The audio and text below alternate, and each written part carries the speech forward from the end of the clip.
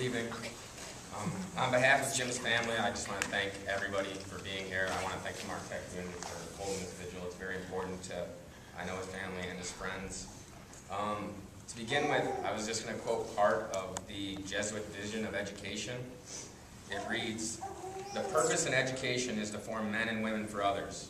The Society of Jesus has always sought to imbue students with values that transcend the goals of money, fame, and success. We want graduates who will be leaders concerned about society and the world in which they live." Tonight I hope to give some insight into my friend Jim, and you guys can draw your own conclusion about whether or not Jim lives up to that ideal. Jim was one of the first guys I met at Marquette. We were friends from the start. By friends, basically what I mean is that I followed him around. I'm the type of guy that wants to do everything. Jim is the type of guy that does everything. So if you attach your star to him, you will find things that you never thought you'd experience.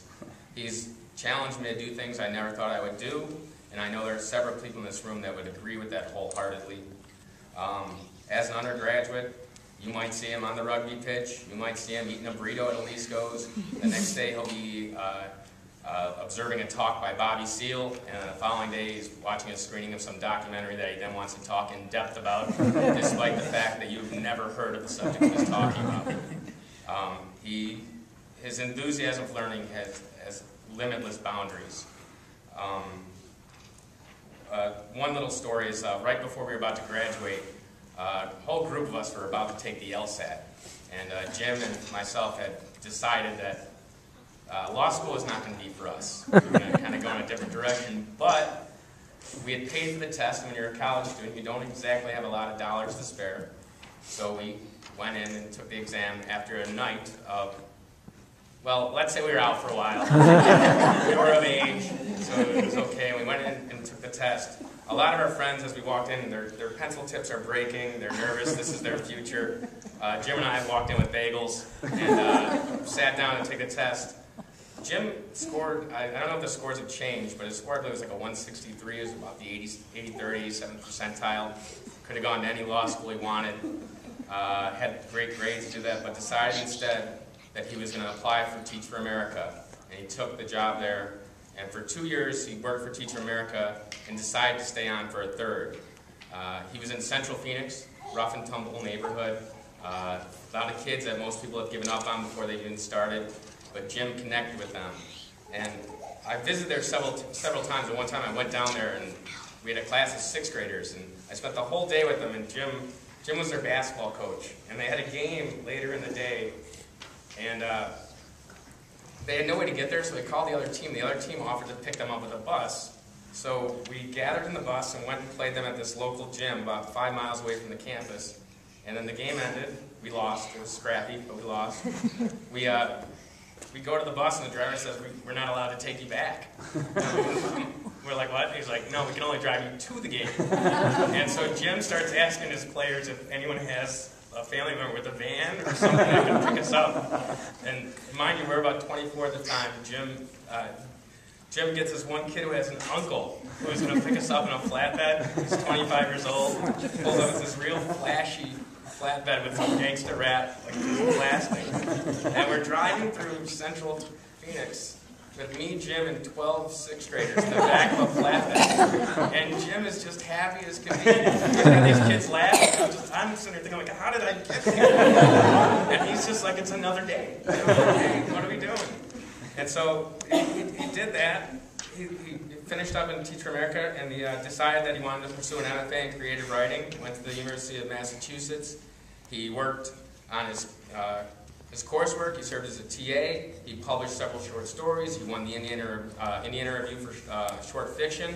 And somehow, in the midst of that, if you ask any graduate student, the hardest thing to do as a graduate student is manage your time. Jim decided on the side that he was going to teach GED courses to at-risk women working at a local factory, most of whom spoke little or no English. So I drive in I fly into Amherst, he picks me up, and our first thing we're going to do is go teach these women. I'm like, all right, let's go, Jim. So we're going. We're on the highway, and we run out of gas. And I'm like, Jim, what are you doing? Like, why didn't you put gas? He goes, I thought I could make it. And so we call AAA. We get gas. I give them $50. We get 2 gallons of gas. We go and teach these women how to work on their GED. And he loved it. He loved working that. He loved that as much as he loved doing any of the other stuff. Of course, the MFA ends. Jim is not necessarily sure what direction he wants to go, and somehow we made plans. We drove to Mexico because I figured it seemed to be the right thing to do. Drive to Mexico, figure out things. And I told him that I had a connection at the Cook County Food Camp where he could teach felons writing skills. And he's like, that'd be great. I'd love to teach felons how to write. So he takes this job and moves to Chicago, and while in Chicago, he ends up immersing himself in the artistic community, and he recreates himself as a spoken word performer. So you'd go out, you'd see Foley spitting rhymes, with all these other people that are very well practiced. We called him MC Foul Ball. But we admired his persistence and the fact that he wanted to do these things and try these things. And everybody he met gravitated towards him. And he, in turn, paid attention to them. I mean, he truly wanted to know what their story was. But I think that creating stories for him wasn't necessarily good enough. He wanted to witness stories. He wanted to bear witness to history. And so after a couple of years at the boot camp, he went to get another degree, and he ended up at the Medill School of Journalism, and he got his MA. And he was in Chicago doing this. We were hanging out a lot, having a lot of fun. Then he went out to D.C., and he came back, and he's like, all right, I'm done. I'm going to go to Iraq. And I was like, well, what? I'm like, why? You're not in the military. He's like, I want to cover the war. And so he's like, I found this guy in Michigan. I can drive up there. He's selling his Kevlar because he's done. He's not going back. So I'm going to take the train and get the Kevlar. And then he comes back. He's like, 2 weeks later, he's like, all right, I'm leaving. I'm going to Iraq. I'm with the Indiana National Guard now. I'm going to embed with them. So he spends 2 years with only, I think, 2 months total break in Iraq and Afghanistan in different units. Reporting on the stories. Each time, I know his family, every time he read one of his blogs, he'd get more nervous because he kept getting into these stories more and more.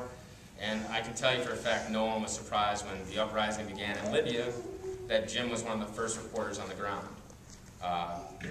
That's where the story was, that's where he wanted to write about, that's where he ended up. And he was there for 3.5 weeks when the 2 other journalists that he was traveling with, Claire Gillis and Manu Bravo, their vehicle was stopped by an indirect airstrike, and they were taken and detained. And for 19 days, there was just rumors about where he might be, what he might be doing, who's taking care of him, who has him. And then on Saturday, thank God, he, out of the blue, called his mom. And his main message to his mom was, I'm sorry. I'm sorry that you're worrying about me. That's the type of guy he is. Even when he's the one who's in need, his concern was about other people. So he was detained doing what he loved. He thinks it's necessary to give voice to these people in these other regions. He thinks it's necessary for us to know the truth. He's doing this for people like us, so that we can know what's going on. We do know that Jim is alive and well at the moment, but the story isn't over, and it won't be over until he's home. So our prayers are with him to be home. Like I tell you this, and I hope you have a better understanding of Jim. But all this leads me to the last thing that I find the most impressive about Jim. If any of you sat down and talked to him, you would never learn a single thing I told you right now, because he would ask you about you. And he'd want to know, what kind of music do you like? Where do you want to go? What kind of things do you like to do? He would never, I've never met someone less interested in impressing somebody else. He's the best listener I've ever met. He's the best friend I've ever had. He's a good person. If you believe in Marquette's mission, which I do, which is to be a person for others, then you really couldn't do better than to look at Jim as a model. So I just want to thank you for listening to me. I'm about to lose it. So God bless you. God bless the Foley family, and I hope that Jim is home very, very soon. So thank you. Thank you.